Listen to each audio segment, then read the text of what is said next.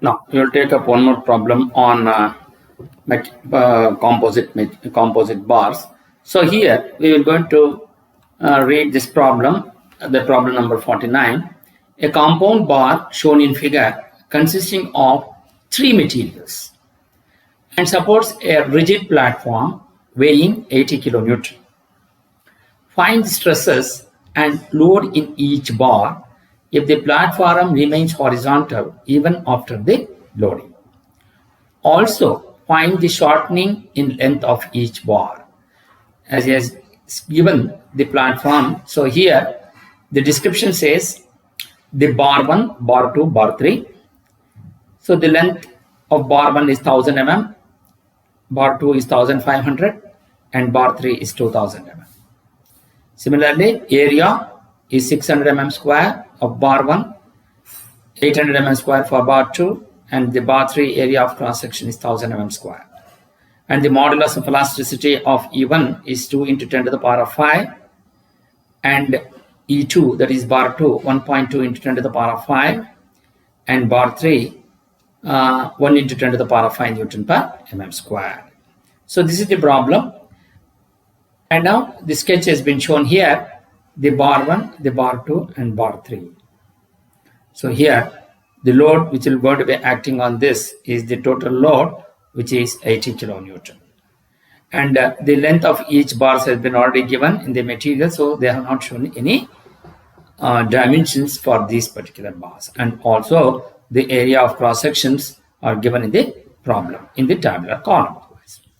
So first we'll go for the static equilibrium. So what the static equilibrium says, the total load will be equal to load on bar 1 plus load on bar 2 plus load on bar 3. So this is how you will going to able to get. So what is the total load? The total load is 80 kilonewton. So that will be distributed among the load 1, the load bar 2 and the bar 3. So that is P1, P2 and P3. So this is the meaning. Because the area of contact at the top of these bars are contacted with the bar of at the bottom surface. So whatever the compressive load is applied, which will be taken care of by these three bar members. So the area of contact is common here. So now we will go for what is the load in terms of the P. Suppose if we consider the total load as P, capital P will be equal to load on bar 1, which is P1, plus load on bar 2, which is P2, plus load on bar 3, which is P3. So what is the total load given? The total load given is 80 into 10 to the power of 3, because 80 kilonewton, it means becomes 80,000. So the load in terms of stress and area of cross section, we know that stress is nothing but the load by area of cross section. As we want to know the load, that is sigma is equal to P by A, since it is sigma 1 will be equal to P1 by A1. So P1 will be equal to sigma 1 into A1. Similarly, P2 will be equal to sigma 2 into A2 plus P3 is equal to sigma 3 into A3. That means 80,000 will be equal to sigma 1 into A1 plus sigma 2 into A2 plus sigma 3 into A3. And also what we know, this assuming the bars remains horizontal after compression. So that means the total deformation of the bar even after the deformation will going to remain horizontal. That means the bar will going to have the uniform deformation or the deflection. So that means so delta L1 will be equal to delta L2, that will be equal to delta L3. So what is delta 1? Let us consider. The delta L formula is P into L by A into E. Since you have the for bar 1, the load on the bar 1 into the length of the bar 1 divided by the area of cross section of the bar 1 into Young's modulus of the bar 1. So that will be equal to, that is P2 into L2 by A2 into E2. That is again equal to P3 into L3 by A3 into E3. But now we know that what is P1 by A1. So P1 by A1 is nothing but sigma 1 into L1 by E1. So that is what we got. Here we are substituting the value of P1 by A1 as sigma 1 into L1 by A1 E1. Similarly, sigma 2 into L2 by E2. And similarly, sigma 3 into L3 by E3. So once you do that, Now we know the length of the bar 1 and Young's modulus of the bar 1, and the length of the bar 2 and the Young's modulus of bar 2, and the length of bar 3 and the Young's modulus of bar 3. So we're going to substitute those values here. So that means sigma 1 into 1000 divided by 2 into 10 to the power of 5. So that will be equal to sigma 2 into 1500 by 1.2 into 10 to the power of 5. This is already given in the problem in the tabular column, right? And similarly, sigma 3 into 2000 by 1 into 10 to the power of 5. So on simplification, what you are going to get is if you take sigma 1, if you try to analyze this, so 10 to the power of 5, 10 to the power of 5 gets cancels, and this 2 zeros will going to be gets cancels. So 15 into 2, so that will be 30 divided by 1.2, that means 12. So that will be going to become 2.5 into sigma 2. Similarly, sigma 1 is equal to, you cancel this 10 to the power of 5, this 10 to the power of this 2 will get cancelled. So 40. So 40 by 10, which will go into 4 into sigma 3. So once you get these values, now we want the value of sigma 2. So sigma 2 will be equal to 1 divided by 2.5 into sigma 1, which is again 0.4. And sigma 3 will be equal to 1 by 4 into sigma 1, which is equal to 0.25 into sigma 1.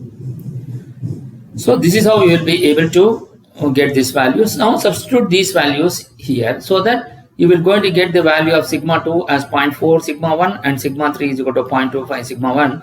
The need of this will going to be, you substitute those values here, you will be able to get the value of sigma 1. How are we going to get? So you can see here 80,000 is equal to sigma 1 into A1, that is A1 is 600, plus what is sigma 2? Sigma 2 is 0.4 into sigma 1 into 800, plus sigma 3 is 0.25 into sigma 1 into 1000.